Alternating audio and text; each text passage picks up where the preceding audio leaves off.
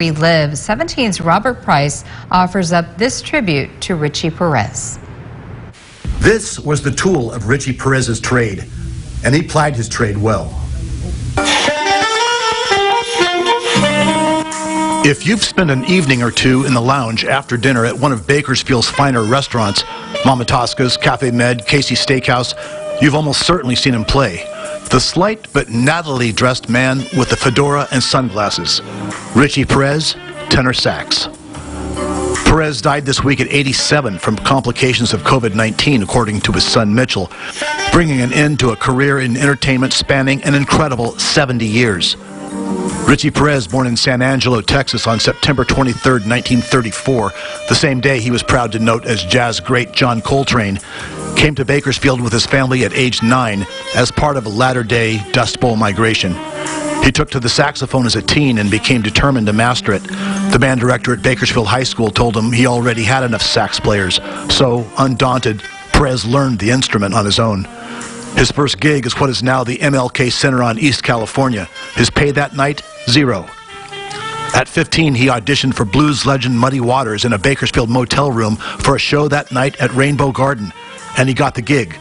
But it was a one-and-done thing. His parents wouldn't let him go on the road. He stuck with local jobs, like running gigs on Lakeview Avenue at the Cotton Club and the Dellwood Club. It could be rough in those places, especially for a slender young Latino kid, so he snuck out to the safety of his car during breaks. Over the years, he played with dozens of bands, developing a reputation not only for sublime command of his tenor saxophone, but for his outgoing, suave demeanor. Steve Eisen, who runs the Bakersfield Jazz Workshop, remembers the first time he saw Perez perform. And I was like, wow. And he was playing with a great keyboard player, organ player, Johnny Blue. And I said, man, these guys got soul. Bakersfield, yeah, there's jazz here. They knew Perez well over at California Keyboards, where he had his horns tuned up and repaired and bought reeds. Owner Ed Tomlinson said Perez had an old-school style. He played like nobody in town. A lot of people play, with a real harsh attack. He was one that was really cool. When he played, fa-fa-fa-fa-fa, the old style. He was also known for his impeccable dress. Tailored suit, flashy tie, fedora pulled down low, dark glasses. He was particular about his carefully cultivated look. His longtime friend Fred Sanchez bought him a snazzy polka-dotted tie in New York City, but noticed he wasn't wearing it. And then, several months go by, and I ask him, hey, Richie, I never see you wearing that tie I bought you. And he says, in his normal tone, he says, what's happening, man?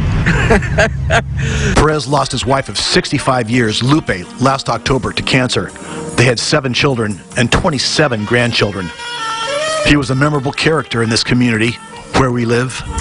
In Bakersfield, Robert Price, 17 News.